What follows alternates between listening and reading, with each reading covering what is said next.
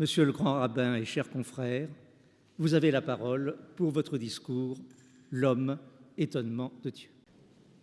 Ce monde, si bien ordonné, ne peut constituer aucune surprise, aucun étonnement pour son créateur.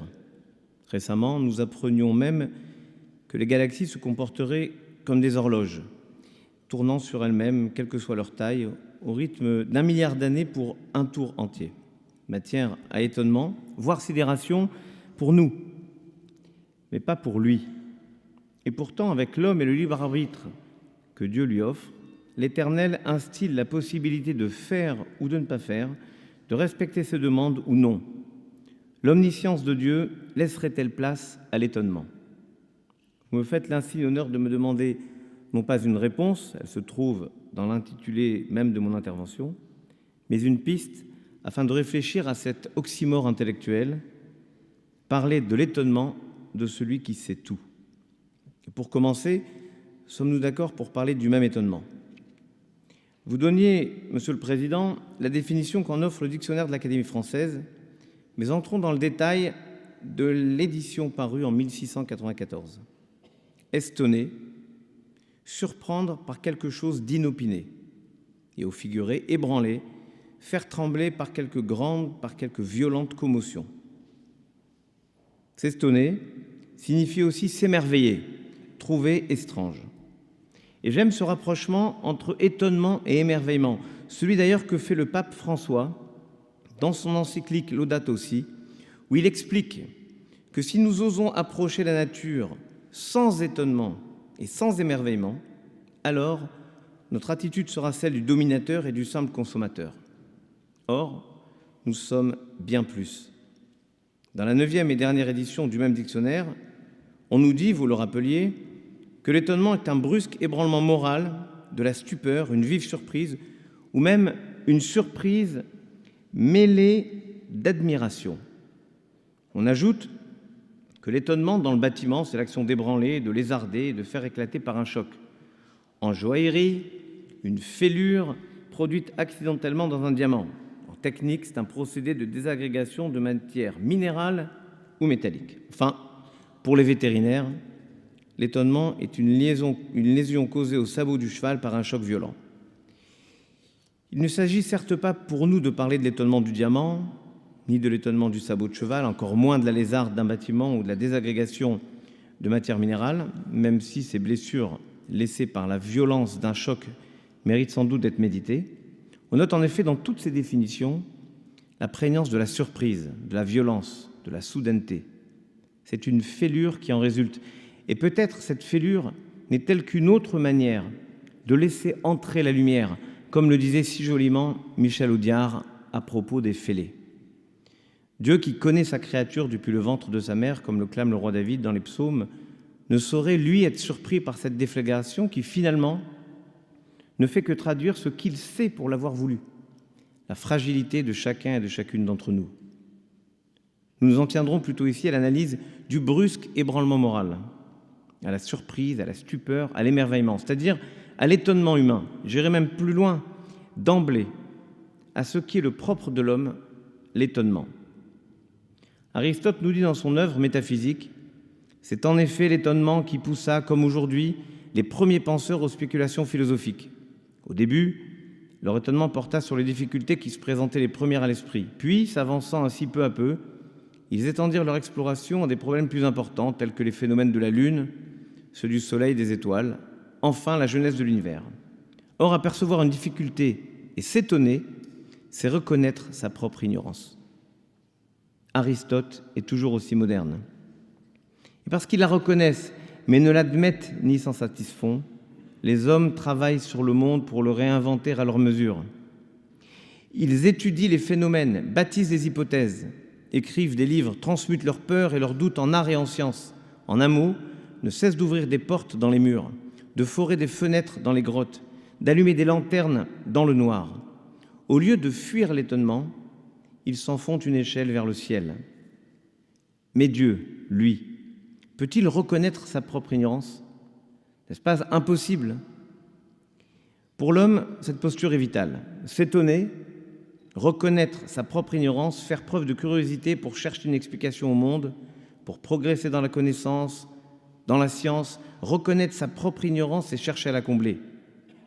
La poétesse polonaise Wisława Szymborska, recevant son Nobel de littérature en 1996, expliquait que l'inspiration, quelle que soit sa véritable nature, naît d'un éternel « je ne sais pas ».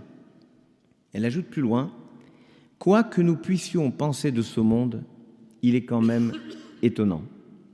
Parce qu'il l'est, on peut le dire et le chanter. Et dès lors qu'il y a quelque chose à dire, quelqu'un écoutera cet autre par lequel nous grandirons, qui nous élèvera dans le partage de l'étonnement. Le désir lui-même, sans cesse recommencé, d'aimer, n'est peut-être rien d'autre que ce dialogue de deux étonnements. Rachi, le grand commentateur champenois de la Bible et du Talmud, ne dit pas autre chose lorsqu'il répond « je ne sais pas » à ces grandes interrogations sur le texte. Non pas pour nous enfermer dans ses propres limites, mais afin de nous forcer à oser enfin penser par nous-mêmes. La Bible et Socrate, je ne sais qu'une chose, c'est que je ne sais rien, ne disent que cela. Sapere aude, ose savoir. Donc ose penser, donc ose t'étonner. C'est l'injonction du poète Horace, avant de devenir la devise des Lumières sous la plume de Kant. Qui ne sait pas qu'il ne sait rien, ne cherche pas à savoir. Sans étonnement, pas de recherche, pas de progrès, pas d'évolution, pas de passion. Sans étonnement, pas de foi. Mais Dieu, à moins que pour lui aussi il en aille de la foi en l'homme, car il existe des phénomènes que même la recherche et la raison ne peuvent expliquer et que seule la foi peut permettre d'appréhender. La Bible regorge d'exemples de ces étonnements qui font avancer le monde. Abraham, à qui on annonce que Sarah va être mère, Sarah, dans la même circonstance, sont sceptiques, étonnés. Sarah rit. Mais est-il rien d'impossible à l'Éternel ? Et c'est parce que Moïse est étonné par le phénomène du buisson ardent qu'il peut entendre l'appel de Dieu. Il remarqua que le buisson était en feu et cependant ne se consumait point. Moïse se dit « Je veux m'approcher. Je veux examiner ce grand phénomène. Pourquoi le buisson ne se consume pas ?» L'Éternel vit qu'il s'approchait pour regarder. Alors Dieu l'appela du sein du buisson, disant « Moïse, Moïse !» Et il répondit « Me voici. » Peut-on imaginer ce que le monde serait devenu si Moïse n'avait pas été intrigué? Sans sa curiosité, sa soif de comprendre, son étonnement, les Hébreux seraient-ils sortis d'Égypte? Aurions-nous osé entrer dans la mer Rouge sans la foi en la parole divine? Et sans cet espoir, se serait-elle ouverte? Aurions-nous reçu les commandements qui guident nos actes et notre vie? Aurions-nous espéré atteindre un jour la terre promise? On dit miracle, et l'on ne voit pas qu'il s'agit d'abord de provocation à l'étonnement. Les enfants le savent, qui emploient à tout bout de champ le vocabulaire de l'émerveillement. Toute découverte est pour eux miraculeuse, et osons les mots, hallucinante, magique même. L'avion qui vole, les poings sur les ailes de la coccinelle, les ricochets d'un galet sur l'eau, comme le sont toutes les premières fois, toutes les étincelles qu'allument dans leurs yeux les bêtes qu'ils caressent, les machines qu'ils apprivoisent, les paysages qu'ils contemplent, les livres qu'ils ouvrent, la beauté du monde. Ils ne savent pas encore ce qu'ils voient, et c'est ainsi que leur imagination pourra se combiner à leur insatiable appétit de comprendre pour en faire des hommes et des femmes sensibles aux mystères comme à la raison, aux signes comme aux formules, à la poésie comme à l'algèbre. Enfin, des humains tout entiers. Mais Dieu est-il aussi étonné de l'étonnement de l'enfant, de l'étonnement persistant de l'adulte qui n'a pas oublié son enfance, ou plutôt de ce que cet étonnement fait d'eux?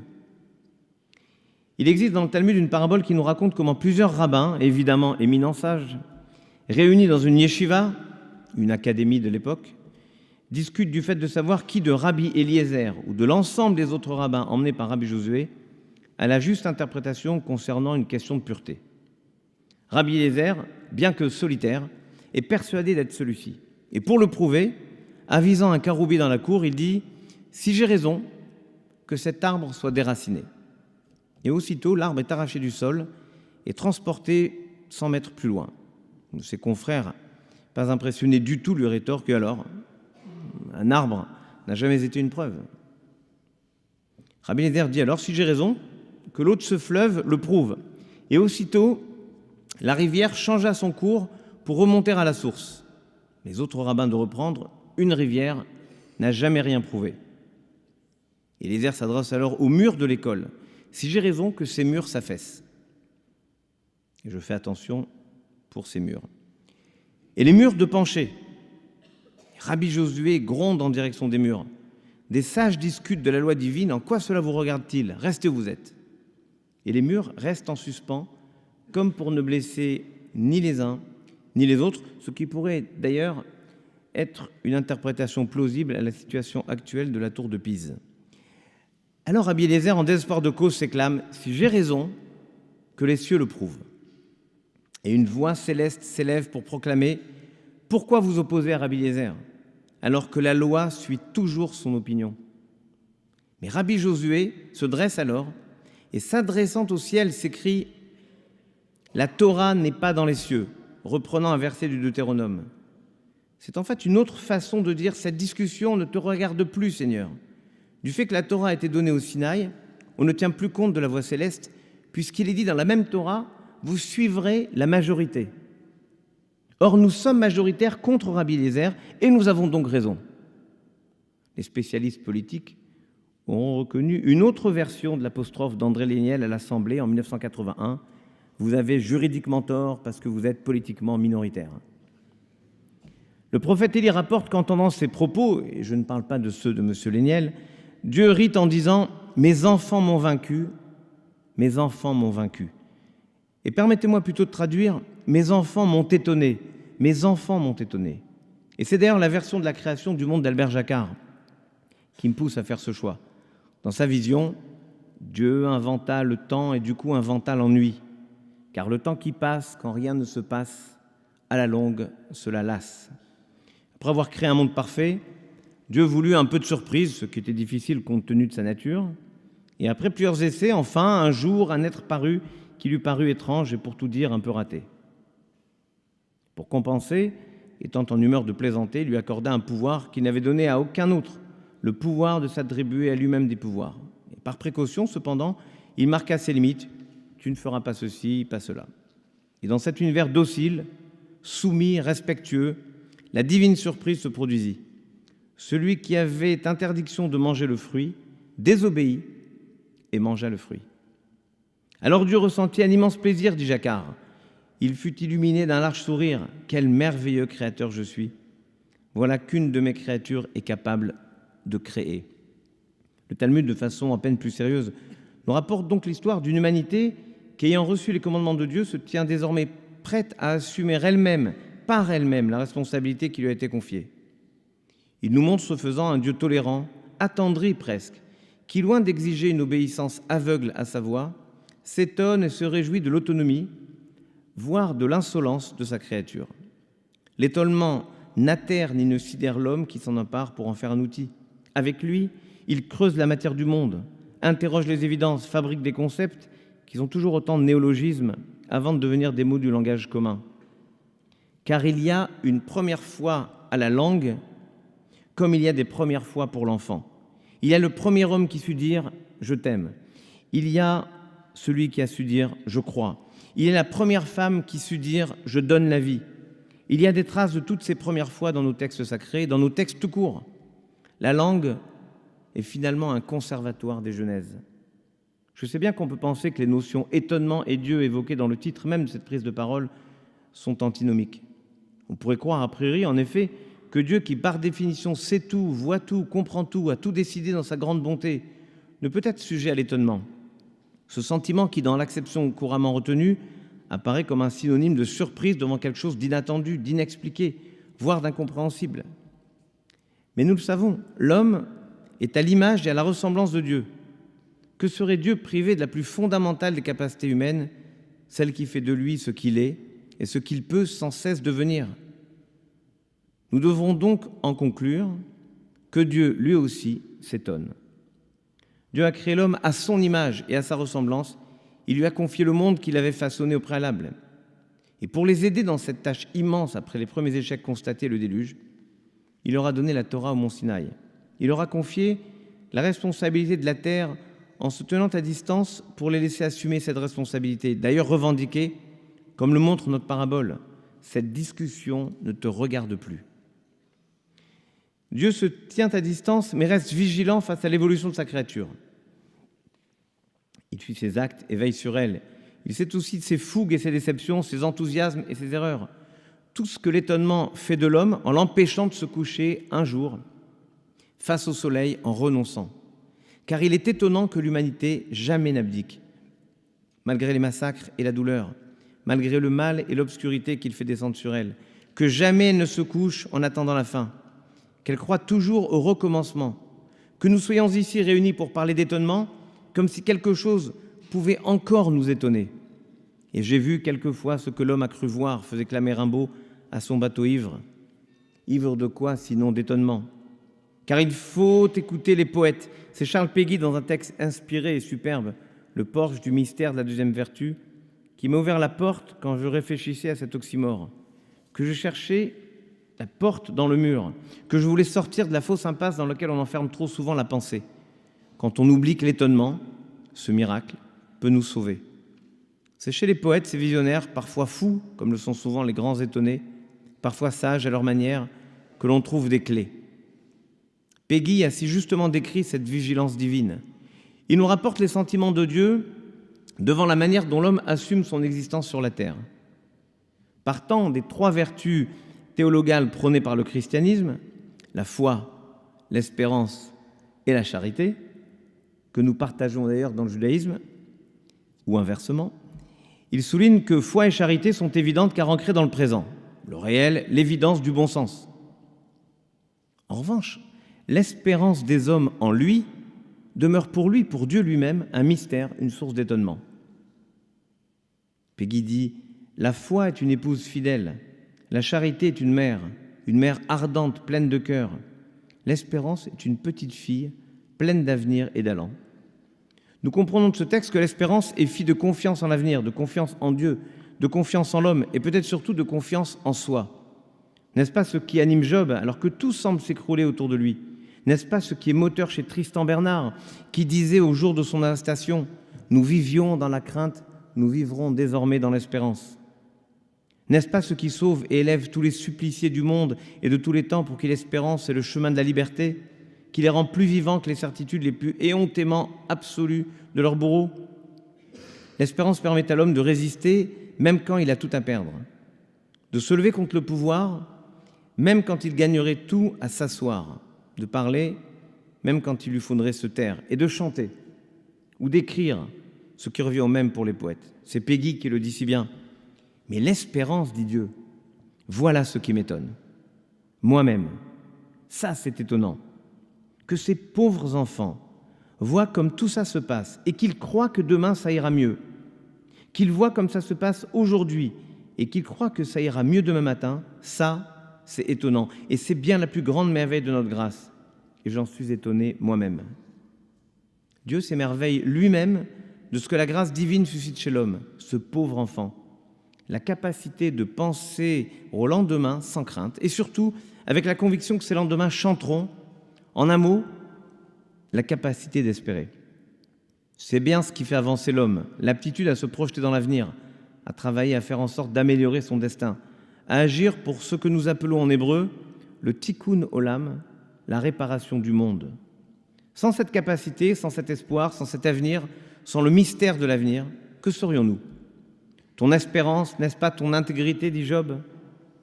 Émile Durkheim, qui à la fin du XIXe siècle a si finement analysé les causes du suicide, a décrit le suicide fataliste comme celui des individus dont l'avenir est impitoyablement muré, qui n'ont plus la possibilité d'imaginer la suite, et je traduis, de s'étonner des lendemains. À cette espérance, Péguy répond « Et tous ceux qui font le choix de la vie avec lui, ce qui m'étonne, dit Dieu, c'est l'espérance. » Je n'en reviens pas. Cette petite espérance qui n'a l'air de rien du tout, cette petite fille espérance, immortelle. Et si notre monde, après avoir réussi à étonner Dieu, parvenait à s'étonner lui-même? Si le génie, comme disait Baudelaire, ce n'était que l'enfance retrouvée à volonté, cette curiosité profonde et joyeuse de ceux qui parviennent encore et toujours à s'étonner. Et si Apollinaire, du cœur de l'obscurité du terrible premier conflit mondial, nous offrait dans le guetteur mélancolique cette fulgurance que Jean-Marc Sauvé m'a fait redécouvrir, jamais les crépuscules ne vaincront les aurores. Étonnons-nous des soirs, mais vivons les matins. Oui, jamais les crépuscules ne vaincront les aurores. Étonnons-nous des soirs, mais vivons les matins. Je vous remercie.